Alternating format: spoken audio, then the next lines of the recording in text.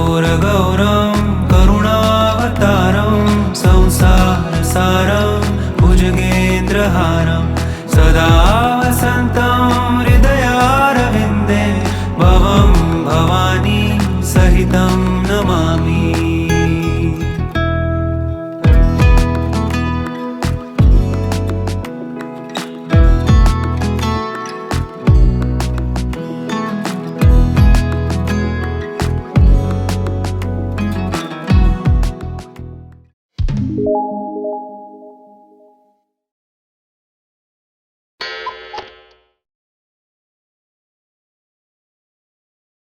नमस्कार मंडळी, तुमचं पुन्हा एकदा स्वागत आहे आपल्या प्रवासाच्या नव्या व्हिडिओमध्ये। आज आपण आलो आहोत पुण्यातील स्वारगेट बस स्थानकावर आणि आज आपण इथूनच महाराष्ट्र राज्य मार्ग परिवहन महामंडळ अर्थातच आपल्या लालपरी सोबत एका अतिशय पवित्र आणि अविस्मरणीय यात्रेला निघालो आहोत, म्हणजे 5 ज्योतिर्लिंग दर्शन यात्रा। आज 8 जून 2026 पासून सुरू होणार आहे या यात्रेमध्ये आपण भगवान शंकराच्या 5 ज्योतिर्लिंगाचं दर्शन घेणार आहोत। या 5 ज्योतिर्लिंग दर्शन यात्रेमध्ये आपला महाराष्ट्राअंतर्गत प्रवास होणार आहे भीमाशंकर, त्र्यंबकेश्वर, गृहनेश्वर, परळी वैजनाथ आणि औंढा नागनाथ अशी टोटल आपली 4 दिवसांची ही यात्रा होणार आहे। यात्रेमध्ये प्रवास, चहा, नाश्ता, जेवण आणि निवास व्यवस्था यांचा समावेश असल्यामुळे प्रवाशांना कोणतीही चिंता करायची गरज नाही। या 5 ज्योतिर्लिंग दर्शन यात्रेचं तिकीट बघायचं झालं महिला, ज्येष्ठ नागरिक आणि लहान मुलांसाठी 6,968 रुपये आणि प्रौढांसाठी 8,227 रुपये एवढं तुम्हाला तिकीट पडणार आहे या यात्रेसाठी। आता स्वारगेट बस स्टँड वरून आपल्याला जी बस लागणार आहे 5 ज्योतिर्लिंग देवदर्शन यात्रेसाठी तर रात्री 11 वाजता। सध्या टाइम झालेला आहे 10:38 अजून आपल्याला बस लागायला पाऊण तास बाकी। चला आता जाऊया डेपोमध्ये, आता बस सजावटीचं काम चालू असेल।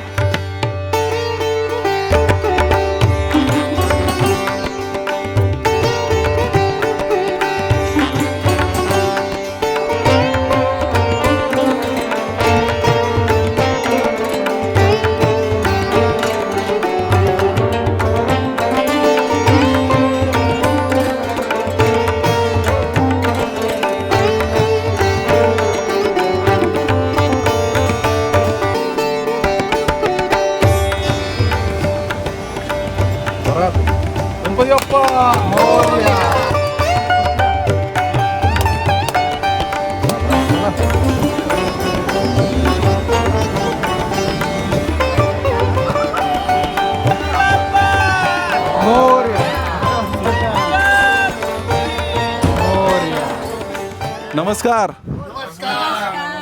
आता बरं वाटतं जरा ऐकल्यावर। एसटी महामंडळ स्वारगेट आगारातर्फे मी संतोष सपकाळ तुमच्या सगळ्यांचं सहर्ष स्वागत करतोय। 5 ज्योतिर्लिंग यात्रेला, एक पवित्र यात्रेला तुम्ही सुरुवात करत आहात। आता तुम्ही निघून साधारण 1-3-4 तासानंतर भीमाशंकरच्या जवळ पोहोचणार आहात। तिथं आंघोळ करून आपण भीमाशंकराचं दर्शन घेणार आहोत। तिथून निघून सकाळी नाश्ता वगैरे करून तुम्ही त्र्यंबकेश्वरकडे रवाना होणार आहात। त्र्यंबकेश्वरचं दर्शन घेऊन दुपारी नाशिकला जेवण करून उद्या तुमचा छत्रपती संभाजीनगर इथे मुक्काम असेल। त्यानंतरच्या दुसऱ्या दिवशी तुम्ही औंढा नागनाथ बघून परळीला मुक्काम येणार आणि शेवटच्या दिवशी परतीच्या प्रवासाला निघणार आहात। असा तुमचा टूर प्रोग्राम राहील। स्वारगेट आगारामार्फत खूप धार्मिक ट्रिपचे नियोजन केले जाते। उत्तर वाहिनी नर्मदा परिक्रमा, त्यानंतर 3.5 शक्तीपीठ, कोकण दर्शन यासारखे अनेक उपक्रम राबवले जातात। बऱ्याच जणांना या गोष्टी माहित नाहीये। काही लोक जाऊन आलेले आहेत, ते निश्चिंत असतील, त्यांना ट्रिप कशी असती, काय असती निश्चित माहिती आहे। परंतु जे नवीन लोक आलेत त्यांच्या डोक्यात काहीतरी शंका असते, एसटी महामंडळाची ट्रिप कुठं नेणार, काय करणार, व्यवस्था कशी असेल। तर त्यांना मी सांगेल, कॉन्फिडन्सली सांगतो की तुम्ही निश्चिंत राहा, काळजी करू नका, ट्रिपचा आनंद घ्या आणि सगळ्यात महत्त्वाचं तक्रार करू नका। या व्यतिरिक्त 2 चालक आहेत, चालक ढोले आणि पोटे म्हणून अनुभवी चालक आहे। अगदी शेवटच्या माणसाला पण धक्का बसणार नाही याची काळजी ते घेत असतात। प्रोफेशनल आहेत, कायम आमच्याबरोबर असतात। ट्रिपचा आनंद घ्या, निगेटिव्हिटी काय असेल तर इथं सोडून द्या, माझ्याकडे द्या, मी सांभाळून ठेवतो, आल्यावर परत देतो। आणि विशेष वैशिष्ट्य म्हणजे काय, या ट्रिपमध्ये शोभराजजी शिंदे युट्यूब ब्लॉगर आहेत, हे तुमच्या सोबत असणार आहेत। त्यामुळे ट्रिपमध्ये तुम्ही कसा आनंद घ्यायचा, हसून का नाराज होऊन, हे तुम्ही ठरवायचं। नमस्कार, मी सुरेश मेहंदे। ज्यावेळेस आम्ही 4-5 सहली केल्या तर MSRTC पर्यटन पुणे नावाने मी तो ग्रुप काढलेला आहे। आज त्याची संख्या जवळजवळ 1600 झाली आहे। तर तुम्ही MSRTC पर्यटन पुणे या ग्रुपला सर्वांनी जॉईन व्हा। मंडळी, आता गाडीची सजावट करून पूजा करण्यात आलेली आहे। सरांनी थोडंसं मार्गदर्शन केल्यानंतर आपली गाडी आता स्वारगेट वरून रवाना होते। पहिल्या दिवशी स्वारगेट पासून ते भीमाशंकर पर्यंत जवळपास 130 किलोमीटर अंतरावर आपलं पहिलं दर्शन होणार आहे भीमाशंकर। तर मस्तपैकी या 5 ज्योतिर्लिंग यात्रेची सुरुवात करूया। बघूया आजची ही ट्रिप शेवटपर्यंत कशी होती। बोला हर हर महादेव। भोले भोले ओ, भोले भोले भोले भोले ओ, कैलाशपति तू शिव शंभु, तेरी जटा से बहती है गंगा, त्रिलोकपति तू नीलकंठ, जो ध्यान लगावे वो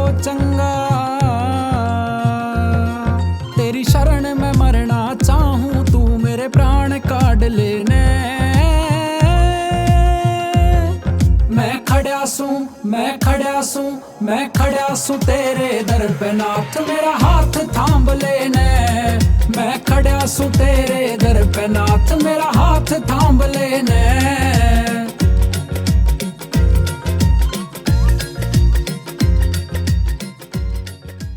सुप्रभात मंडळी, स्वारगेट पासून जवळपास 130 किलोमीटर अंतर्गत आपण आता या यात्रेच्या पहिल्या पॉइंटला पोहोचलेलो आहे, भीमाशंकर. आणि भीमाशंकर मंदिराचं जे बांधकामाचं कामकाज आहे ते सध्या पेंडिंगला आहे, तर तिथे कुणाला अलाउड वगैरे नाहीये सध्या तरी. मंदिर ओपन नाहीये. 15 जून नंतर ते मंदिर सर्व भक्तांसाठी खुलं करण्यात येणार आहे. आता आपण त्याच पॉइंटला थोडंसं महाग आलोय. क्षेत्रपाल स्वयंभू श्री काळ भैरवनाथ वनदेव मंदिर या पॉइंटला आपण आलेलो आहे. तर आता सर्व प्रवासी खाली गेलेले दर्शन घेण्यासाठी. या ठिकाणी भीमाशंकर मध्ये आपण आता दर्शन घेतोय. त्याच्यानंतर आपल्या दुसऱ्या पॉइंटला आपण निघणार आहोत, नाशिक त्र्यंबकेश्वर. भीमाशंकरचे जे मेन मंदिर आहे कासव आणि नंदी, तर ते इथे आणून ठेवलेले. तर त्यांचं दर्शन घेऊन आपण आता इथून निघणार आहोत. निसर्गरम्य वातावरणात हे मंदिर आहे. तुम्ही मंदिर बघा. या ठिकाणी सूचना दिली आहे की कृपया महिलांनी मंदिरामध्ये प्रवेश करू नये आदेशावरून. काही मंदिराचे वेगवेगळे नियम असू शकतात. आता या मंदिराला मी पहिल्यांदाच भेट देतोय, कारण आपण मेन मंदिराला बरेच वेळा आलेलो आहे. तर या ठिकाणी आपण मस्तपैकी दर्शन घेऊया सकाळ सकाळ.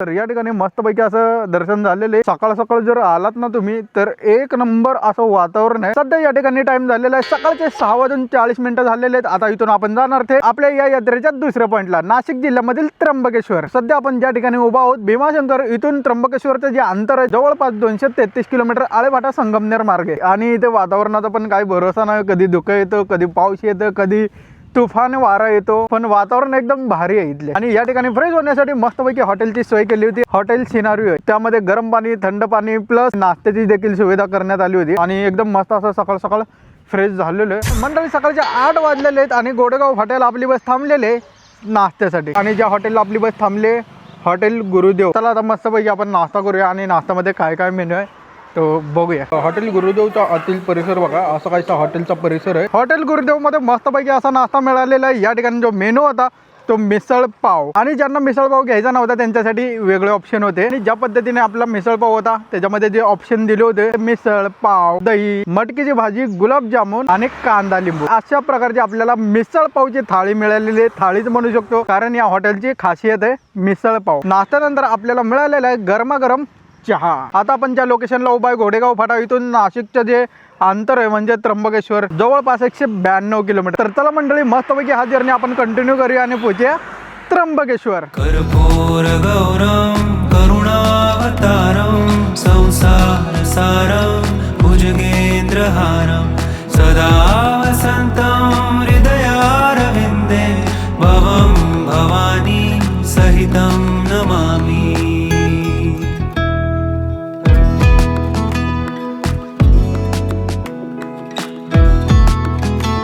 कर्पूर गौरम करुणावतारम संसार सारम भुजगेंद्रहारम सदा वसंतम हृदयारविंदे भवं भवानी सहितं नमामि. कर्पूर गौरम करुणावतारम संसार सारम भुजगेंद्रहारम सदा वसंतम हृदयारविंदे भवं भवानी सहितं नमामि. भीमाशंकर पासून जवळपास 240 किलोमीटर अंतर गाठत 5 तासामध्ये आपण पोहोचलेलो आहे त्र्यंबकेश्वरच्या अलीकडे. इथे गाडी दुपारच्या जेवणासाठी थांबलेले हॉटेल श्रीकृष्णा. त्र्यंबकेश्वर इथून जवळपास 7 किलोमीटरच्या अंतरावर आहे. आणि या ठिकाणी आपला जो मेनू आलेला आहे प्युअर व्हेज थाळी, शेव भाजी, बटाट्याची भाजी, दाल फ्राय आणि चपाती. मंडळी आता आपण त्र्यंबकेश्वर बस स्थानकला पोहोचलेलो आहे. पाठीमागे आपली गाडी पार्क केलेली आहे. गाडीतले सगळे प्रवासी आता दर्शनासाठी गेलेले. इतकी भयानक गर्दी आहे ना त्र्यंबकेश्वरला, तर या ठिकाणी दर्शन घेण्यासाठी आपल्याला 8 तास लागतील. गेल्या वेळेस आपण आलो होतो ना तर 3 तासात आपलं दर्शन झालं होतं. मेकर त्र्यंबकेश्वर असा काहीतरी रोड केला होता, पण यावेळेस परिस्थिती अशी आहे तुफान गर्दी आहे. म्हणजे तुमचं दर्शन होईल नाही होईल आता ते प्रवाशांवर डिपेंड आहे. की दर्शन कसं घ्यायचं, आतून घ्यायचं की बाहेरून घ्यायचं. आणि आपल्यासोबत जे टूर कोऑर्डिनेटर आलेले ते बोलतायत की प्रवासी जर बोलले तर थांबायचं तर थांबायचं, त्याशिवाय गाडी हलवायची नाही. कारण हा जो महिना आहे तो अधिक मास महिना आहे, प्लस सुट्ट्या पण आहेत. आणि सगळ्यात महत्त्वाचा जो पॉईंट आहे, हे मंदिर आहे ते काही दिवसांसाठी बंद करणार आहे. त्यामुळे एवढी भाविकांची गर्दी दिसते. जरी तुम्ही या ठिकाणी VIP पास काढला ना तर तुम्हाला साधारण 4 ते 5 तास तर लागू शकतात दर्शन घ्यायला. आणि नॉर्मल दर्शन घ्यायचं असेल तर मग 8 तास किंवा त्याच्यापेक्षा जास्त कालावधी या ठिकाणी लागू शकतो दर्शनासाठी. नाशिक जिल्ह्यातील ब्रह्मगिरी पर्वताच्या पायथ्याशी आणि गोदावरी नदीच्या उगमस्थानी वसलेले त्र्यंबकेश्वर हे 12 ज्योतिर्लिंगापैकी एक अत्यंत पवित्र तीर्थक्षेत्र आहे. त्र्यंबकेश्वरची सर्वात मोठी खासियत म्हणजे हे जगातील एकमेव असे ज्योतिर्लिंग आहे जिथे ब्रह्मा, विष्णू आणि महेश हे त्रिदेव एकत्र विराजमान आहेत. गाभाऱ्यातील या पवित्र शिवपिंडीतून सतत जलधारा प्रवाहित होत असते. पौराणिक कथेनुसार गौतम ऋषींच्या तपश्चर्यामुळे भगवान शिव येथे ज्योतिर्लिंग स्वरूपात प्रकट झाले. त्यामुळे या क्षेत्राला विशेष धार्मिक महत्व प्राप्त झाले आहे. कालसर्प दोष निवारण, नारायण नागबली आणि श्रीपिंडी श्राद्ध यांसारख्या धार्मिक विधीसाठी त्र्यंबकेश्वर संपूर्ण देशभर प्रसिद्ध आहे. तर मंडळी, त्र्यंबकेश्वर मधलं आपण दर्शन घेतलेलं आहे ते पण बाहेरून, कारण आज तुफान गर्दी होती. मी ऑलरेडी दर्शन घेतलेलं आहे. त्र्यंबकेश्वरला आले की दर्शन आपलं हमखास होतच आहे. 2-2.5 तास, 1.5 तास कधी कधी एवढा वेळ लागू शकतो नॉर्मल दिवशी. त्र्यंबकेश्वरचं बाहेरून दर्शन घेतल्यानंतर बरोबर गाडीमध्ये 3 वाजता आराम केला. त्याच्यानंतर जे प्रवासी मेन गाभाऱ्यातले दर्शन करून आले त्यांना जवळपास 5 तास लागले. काही प्रवासी भक्तांना 6 तास लागले. काही प्रवासी भक्त अजून येत आहेत. आजच्या दिवसभरात आपले एक मेन तरी दर्शन झालेले आहे त्र्यंबकेश्वरचं. तर या ठिकाणी थोडासा टाइम खालीवर झाला, पण स्वारगेट आगाराने सेवा मात्र कायम ठेवलेली आहे. आता रात्रीचे जवळपास त्र्यंबकेश्वरला 8 वाजलेले, बाकीचे प्रवासी अजून येत आहेत. बघूया आता पुढचं नियोजन कसं आहे. आता त्र्यंबकेश्वरून आपलं जे पुढच्या दर्शनाचा पॉईंट आहे तो म्हणजे छत्रपती संभाजीनगर. जवळपास इथून 200 ते 210 किलोमीटर अंतरावर आहे. दिवसभराच्या प्रवासानंतर आणि महादेवाच्या दर्शनानंतर आता सगळ्यांनाच उत्सुकता होती ती रात्रीच्या जेवणाची. आणि खरं सांगायचं तर आतापर्यंत सर्वात जास्त आवडलेला भाग म्हणजे नाशिक मधील रात्रीचं जेवण. समोर आली एकदम स्वादिष्ट,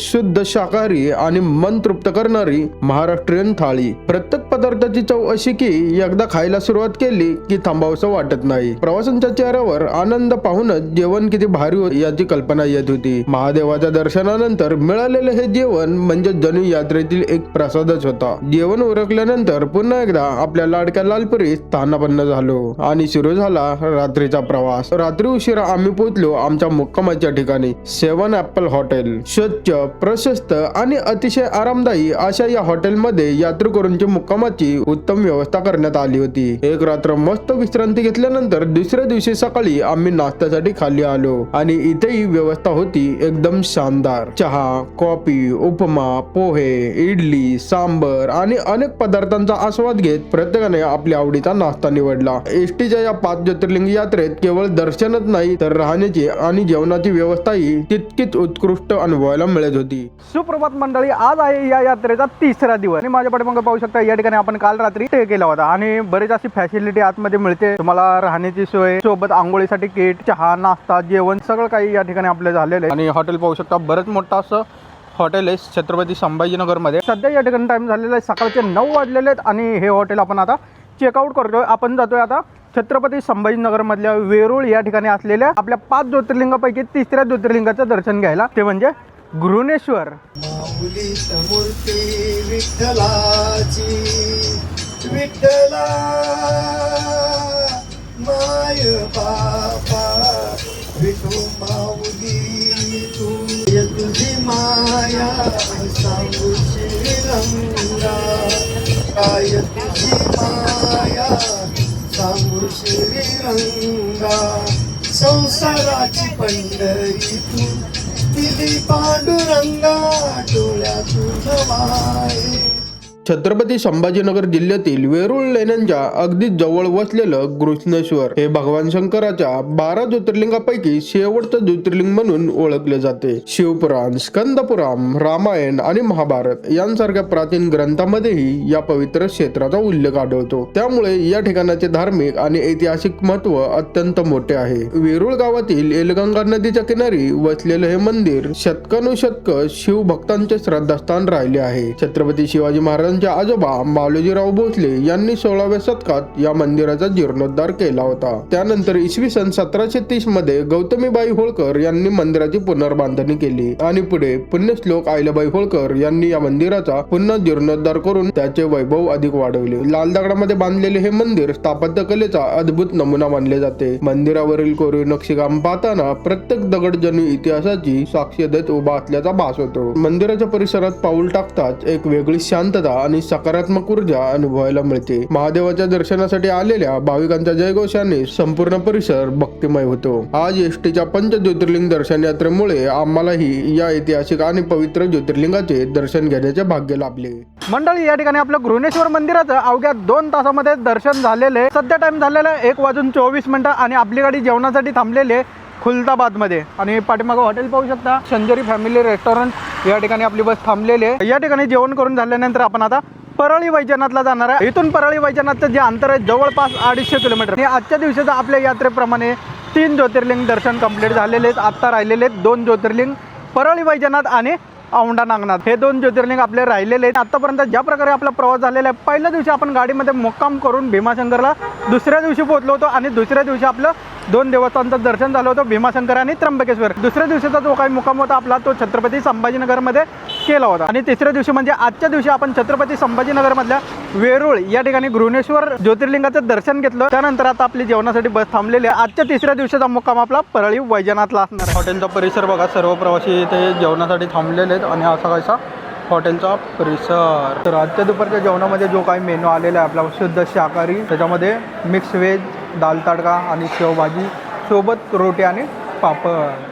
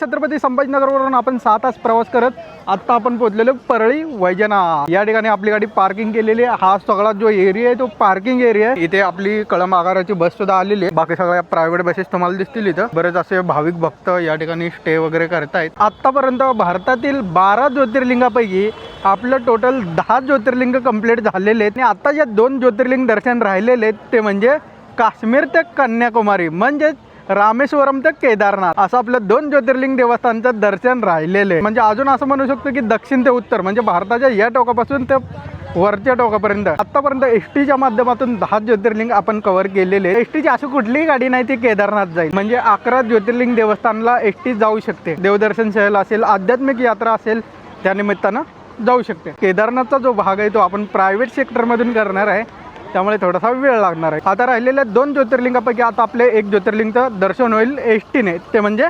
रामेश्वरम दक्षिण भारत यात्रा. आणि या यात्रेसाठी आपल्या MSRTCच्या बसेस जातात. 14 दिवसासाठी 10 दिवसासाठी अशी काहीतरी ट्रिप असते. म्हणजे मोजक्याच आगाराच्या बसेस जातात दक्षिण भारत यात्रेसाठी. त्या यात्रेला आपण जॉईन होणार आहे. तर बघूया कुठल्या आगारासोबत आपल्याला ही ट्रिप पूर्ण करायचा योग येतोय. सध्या टायमिंग झालेला आहे परळी वैजनाथला 8:25. आता आपल्या गाडीतले सर्व भाविक यात्री आता दर्शनासाठी निघतायत. तर मस्तपैकी आपण या परळी वैजनाथ ज्योतिर्लिंगचं दर्शन घेऊया मस्तपैकी असं. बीड जिल्ह्यातील परळी येथे वसलेले हे पवित्र ज्योतिर्लिंग भगवान शंकराच्या 12 ज्योतिर्लिंगापैकी एक मानले जाते. वैद्यनाथ या नावामागे भगवान शिवांनी वैद्याच्या स्वरूपात देवतांचे कल्याण केले अशी श्रद्धा आहे. त्यामुळे या ज्योतिर्लिंगाला वैद्यनाथ किंवा वैजनाथ म्हणून ओळखले जाते. दरवर्षी लाखो भाविक महादेवांच्या दर्शनासाठी येत असतात. परळी वैजनाथ हे केवळ धार्मिकच नव्हे तर ऐतिहासिक दृष्ट्याही अत्यंत महत्वाचे स्थान आहे. शेकडो वर्षाचा वारसा लाभलेल्या या मंदिराने अनेक राजवटी आणि कालखंड अनुभवले आहेत. मंदिराच्या सभामंडपाचे काम काही वर्षापूर्वी स्थानिक ग्रामस्थांनी लोकसहभागातून पूर्ण केले. आपल्या श्रद्धास्थानाचा विकास व्हावा आणि प्राचीन स्थापत्यकलेचा जतन व्हावा यासाठी गावकऱ्यांचे प्रयत्न अजूनही सुरू आहेत. अनेक भाविकांसाठी परळी वैजनाथ भगवान शंकराचे मूळ वैद्यनाथ ज्योतिर्लिंग मानले जाते. त्यामुळे या ठिकाणाला विशेष धार्मिक महत्त्व प्राप्त झाले. मंडळी, आम्ही सध्या परळी वैजनाथ ज्योतिर्लिंग येथे आहोत. वैद्यनाथ ज्योतिर्लिंगाबाबत भारतात विविध परंपरा आढळतात. झारखंड मधील देवघर येथील बाबा बैद्यनाथ मंदिरालाही ज्योतिर्लिंग मानले जाते, तर विशेष महाराष्ट्रातील परळी वैजनाथलाही प्राचीन काळापासून विशेष धार्मिक प्राप्त झाले आहे. त्यामुळे देशभरातील लाखो शिवभक्तांसाठी हे स्थान अत्यंत श्रद्धेचे केंद्र आहे. मस्तपैकी असं परळी वैजनाथचं दर्शन झालेलं आहे. त्याच्यानंतर आता आपण अण्णाभाऊ साठे चौकात आलेलो आहे. या ठिकाणी आपलं रात्रीचं जेवण होतंय हॉटेल अनुसया. या ठिकाणी आपण रात्रीचं डिनर करणार आहोत. हॉटेल अनुसयाचा परिसर बघा, असा काहीसा हॉटेल अनुसयाचा परिसर. या ठिकाणी आपलं रात्रीचं जेवण होतंय. रात्रीचे जेवण आटोपल्यानंतर आता वेळ झाली होती विश्रांतीची. आजच्या आपल्या पंच ज्योतिर्लिंग यात्रेचा तिसरा दिवस संपत आला होता आणि आजच्या मुक्कामाची व्यवस्था करण्यात आली होती परळी वैजनाथ मधील हॉटेल आर्य एक्झिक्युटिव्ह येथे. या हॉटेलमध्ये प्रवेश केल्यानंतर प्रशस्त बेड, स्वच्छ वातावरण आणि आवश्यक सर्व सुविधा उपलब्ध असल्याचे पाहून आमचा थकवा क्षणात दूर झाला. विशेष म्हणजे बाथरूमची स्वच्छता आणि रूमची देखभाल अतिशय चांगली होती. त्यामुळे मुक्काम अधिकच आरामदायी झाला. संपूर्ण दिवस महादेवांच्या दर्शनात आणि प्रवासात व्यतीत केल्यानंतर आता शरीराला थोडी विश्रांती देण्याची वेळ आली होती. सुप्रभात मंडळी, स्वागत आहे आजच्या या यात्रेच्या 4थ्या दिवसामध्ये. आजच्या दिवसामध्ये आपण पाहणार आहोत या पंच ज्योतिर्लिंगापैकी आजच्या दिवसाचं शेवटचं ज्योतिर्लिंग, ते म्हणजे औंढा नागनाथ. सध्या आपण परळी वैजनाथला आणि परळी वैजनाथ वरून आपल्याला औंढा नागनाथ जायचं. ज्या मार्गाने आपली गाडी जाणार आहे गंगाखेड, परभणी आणि औंढा नागनाथ. जवळपास अंतर बघायचं झालं तर 120 किलोमीटरचं अंतर आहे. तर जवळपास पोहोचण्यासाठी आपल्याला 3-3.5 तास लागू शकतात. सध्या टाइम झालेला आहे सकाळचे बरोबर 7:41 झालेले. आता 4थ्या दिवशी आपण औंढा नागनाथचं दर्शन घेऊन थेट परतीच्या प्रवासाला निघणार आहोत पुण्यासाठी. तर असा काही आपला आजचा प्रवास असणार आहे. रूम वगैरे चेकआउट केलेले. आता सगळे प्रवासी गाडीमध्ये बॅगा वगैरे घेऊन गेलेले. पहिल्या दिवसापासून जशी गाडीची सजावट केली आहे ना, सेम तशीच गाडी सजून आहे. बोला सर, काय म्हणता, कुठून जाणार आता इथून? मी दीपक तिळवे, एसटी महामंडळातून सेवानिवृत्त झालेलो आहे. या एसटी महामंडळाने एसटी पर्यटन ज्या ट्रिप सहली आयोजित केलेली आहे त्याचं मी सध्या आयोजक म्हणूनच काम करतोय आणि सगळे नियोजन वगैरे मी करत असतो. आता हे परळी वैजनाथचं रात्री दर्शन झालेलं आहे आणि इथं छानपैकी मुक्कामही झाला आहे. आता इथून आम्ही औंढा नागनाथला जाऊन इथलं दर्शन घेणार आहे आणि तिथून मग पुण्याकडे मार्गस्थ होणार आहे. वाटेत जर कुठे एखादं दर्शन झालं देवाचं तर ते आम्ही त्यांना करून देणार आहे.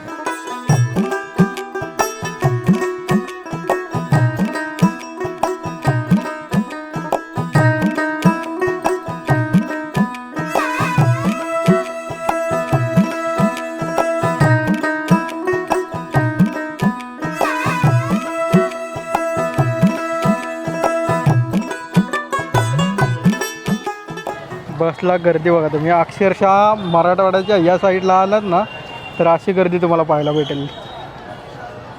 इकडे पाहू शकता, बघितली असेल गर्दी किती आहे. या ठिकाणी दुपारच्या 12 वाजताचे जे टेम्परेचर आहे ना ते 37 डिग्री सेल्सिअस आहे. आता उन्हाळा पण थोडासा कमी व्हायला लागला. पावसाळ्याचे दिवस चालू होते लवकरच. तीर्थक्षेत्र औंढा नागनाथ बसस्थानक या बसस्टँडचं रिनोव्हेशन केलेलं आहे. तर चला मंडळी, मस्तपैकी औंढा नागनाथ ज्योतिर्लिंगचं दर्शन घेऊया.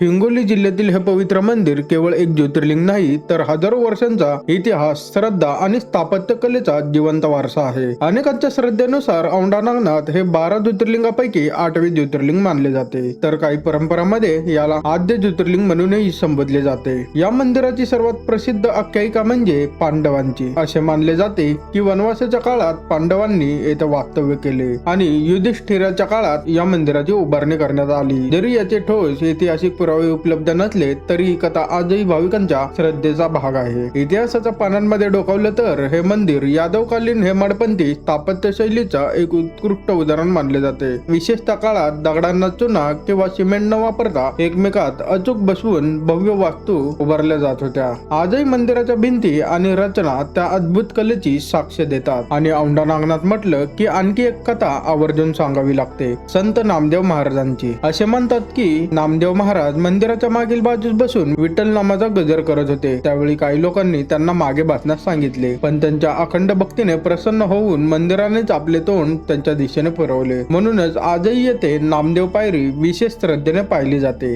आज महादेवाच्या कृपेने आम्हालाही या ऐतिहासिक आणि पवित्र ज्योतिर्लिंगाचे दर्शन घेण्याचे भाग्य लाभले. अशा प्रकारे पंच ज्योतिर्लिंग दर्शन यात्रेचा हा अविस्मरणीय अध्याय पूर्ण होत आहे. फायनली मंडळी आपले 5ही ज्योतिर्लिंग दर्शन यात्रा कंप्लीट झालेले आहेत. पहिलं दर्शन आपण भीमाशंकर, त्याच्यानंतर त्र्यंबकेश्वर, तिसरं गृहणेश्वर, चौथं परळी वैजनाथ आणि आत्ता औंढा नागनाथ, असे टोटल आपल्या महाराष्ट्रातले 5 ज्योतिर्लिंग आपण कंप्लीट केलेले आहेत या 4 दिवसामध्ये. आणि या 4 दिवसाचं मस्त असं दर्शन झालेलं आहे. हा, पहिलं दर्शन झालं नाही ती गोष्ट थोडीशी वेगळी आहे, कारण ती गोष्ट आपल्या हातात नव्हती. भीमाशंकर ज्योतिर्लिंग दर्शन. हा ईशान भाऊ आपल्या 3ऱ्या ट्रिपला आलेला आहे. पहिली ट्रिप आपण कुठली गेली होती?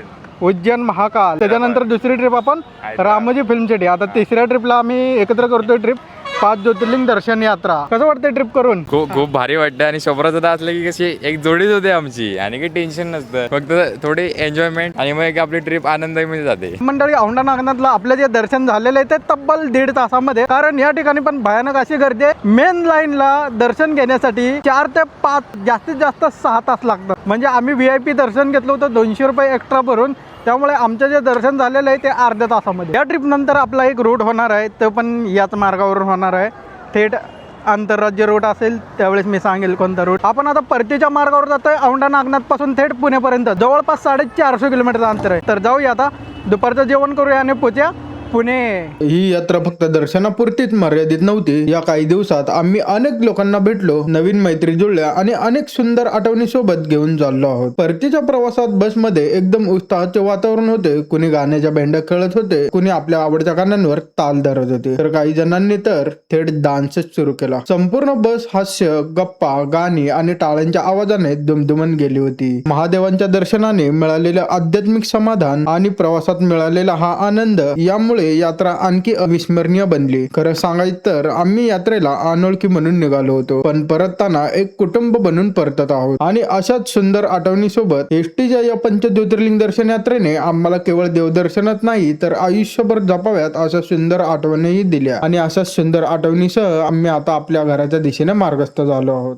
मी ST बरोबर 3ऱ्यांदा ट्रिपला आले आणि ही ट्रिप खूप उत्कृष्ट आहे. नियोजन खूप फार मस्त, अगदी कौटुंबिक वातावरणासारखं आम्हाला वाटलं. आणि आता प्रत्येक वेळी जाहिरात आली की आम्ही ट्रिप बुक करणार. माझं नाव आनंद विष्णू कांबळे. ST महामंडळाची सेवा 38 वर्ष सेवा केली आणि महामंडळाने मला भरपूर काही दिलं. तरी पण हा योगायोग म्हणायचा की या ट्रिपचा. मी पेपरला याची ऍड पाहिली आणि सरकाळे सरांना भेटलो. ते म्हणले फार चांगलं आहे, तुम्ही त्याला अटॅच व्हा. सरकाळे सरांनी सांगितल्याबरोबर मी दोन्ही ट्रिपचं बुकिंग केलं. तशा मी ST महामंडळात असल्यामुळे दरवर्षी मी पास घेऊन फॅमिली सहित भरपूर महाराष्ट्र फिरलो. पण जो हा ग्रुपमध्ये जो अनुभव आहे हा पहिल्यांदाच मी घेतला आणि मला त्याचा खूप खूप आनंद मिळाला. जेवण वेळच्या वेळी सगळं मिळालं, पाणी मिळालं, रूम चांगले चांगले मिळाले आणि खूप मजा आली. जेवढे मेंबर्स आहेत म्हणजे आनंदाने अगदी जसे एका कुटुंबासारखे सर्वांनी एकमेकाला हे केलं, सहकार्य केलं आणि कुटुंबासारखं राहिलो. पहिल्यांदाच ST महामंडळातर्फे 5 ज्योतिर्लिंगांची यात्रा करायचा आम्हाला योग आला. सुरुवातीला STने जावं का नाही, कधी सवय नाहीये म्हणून मी विचार करत होते,